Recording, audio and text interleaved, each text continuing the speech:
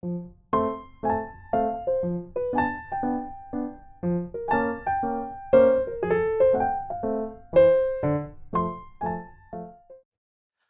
大家好，我是旅游浪人 Kobel，欢迎收看旅游浪人系列的第3集。2026过年机票怎么买最便宜？在开始正式介绍前，跟各位快速的总结：2026过年前3个月，也就是2025年11月的时候，规划过年出游的机票，外站票会是最佳的选择。外站四段票及直接购买机票都会十分的昂贵，为什么呢？我们来看一下载客率的比较。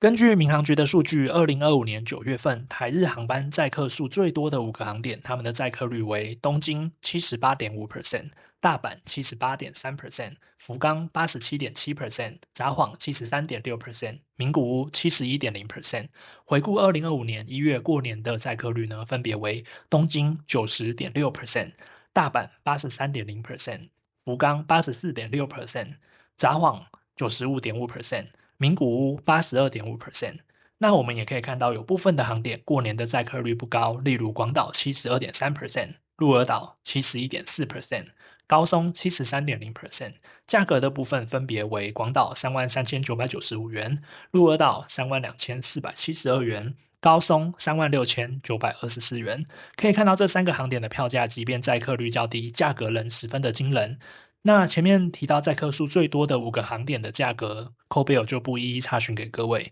我们可以发现，传统航空、华航、长龙、星宇已经预期过年去日本旅游是需求最高的日期，价格跟淡季比，基本上只有涨得多或是涨得特别多的差别。会建议大家使用外站票的方式购买。外站票的范例及使用方式，欢迎收看《旅游浪人 EP2》，在此就不详细的介绍。那我这边快速的提供范例，假设我想要2026年的2月14号从台北去福冈玩，2026 2月17号从福冈回台北，我们可以考虑这样子买，例如1月11号福冈到台北，2月14号台北到福冈，票价的话是15,937元，是华航直飞的。那搭配2月17号福冈到台北，4月20号台北到福冈，票价为14,457元，是长龙直飞的，加起来价格为30,394元。那如果你担心1月初去程的机票及4月下旬回程的机票，可以再加上1月6号台北到福冈，4月23号福冈到台北的机票，价格为12,878元，是星宇航空直飞的。那这样3趟台北到福冈的机票就完成了。那加起来的总价格为42,151元，平均每一次的来回呢是14,050元。考虑到中间包含过年出游的价格，其实这样是相对划算的。那如果你是单纯购买台北到福冈3段来回的机票，价格为1月6号台北到福冈，1月11号福冈到台北，那价格是12,878元，华航直飞。2月14号台北到福冈，2月17号福冈到台北，价格为35,136，同样也是华航直飞。4月20号台北到福冈，4月23号福冈到台北，价格为12,313元，星宇航空直飞，总价格为60,327元。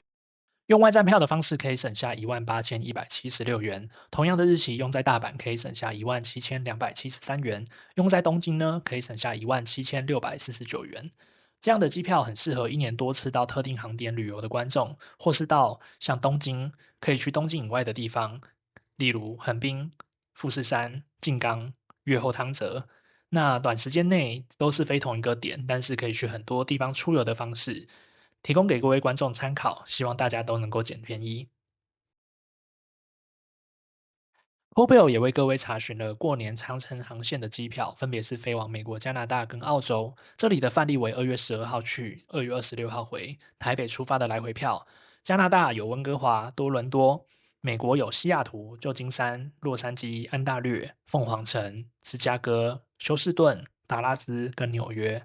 澳洲的话呢，由于班次的关系，有找到2月12号去、2月26号回的布里斯本机票及2月14号去、2月25号回的雪梨跟墨尔本机票。我们可以看到，澳洲航线的机票非常非常的昂贵，口碑有不推荐购买。那外站四段票的这个状况是如何呢？那跟之前一样 c o b a l 也提供一个范例，分别是2月11号香港到台北，2月12号台北到叉叉，2月26号叉叉到台北，6月1号台北到香港。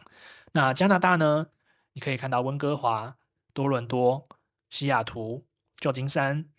洛杉矶、安大略、凤凰城、芝加哥、休斯顿、达拉斯跟纽约。那澳洲的部分，由于价格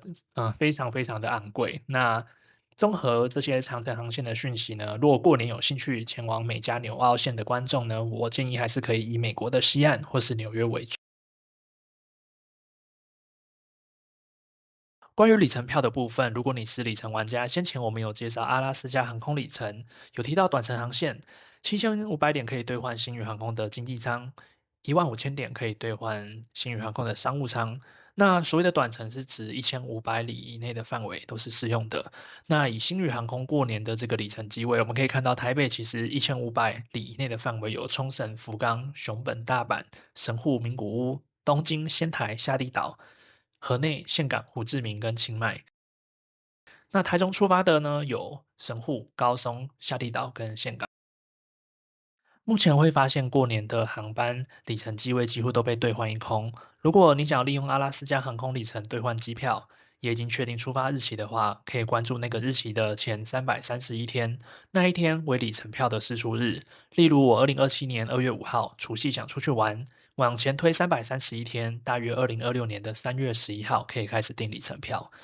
c o b a l 虽然常常捡便宜的长龙外站时段票，但我还是很推荐星宇航空的原因为，星宇航空它的平均年龄为2.4年。如果你想要坐新的飞机，体验新的商务舱及其独特设计的话，那就是非星宇航空莫属了。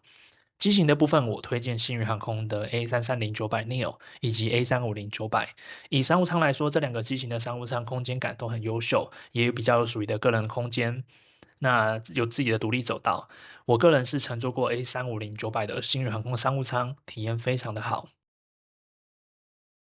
星宇航空是用这两个机型飞哪些短程航线的航点呢？A330-900neo 目前是飞台北飞香港、佛冈、熊本、大阪、仙台。A350呢是台北飞大阪、东京跟胡志明市。不同的航空里程有不同的试票日期及兑换方式。c o b a l 也有使用长龙全日空、美国航空、联合航空的里程，未来也会一一跟介绍分享最实用的利用方式。喜欢我的影片，请帮我按赞、订阅、加分享，谢谢各位的支持，我们下次见，拜拜。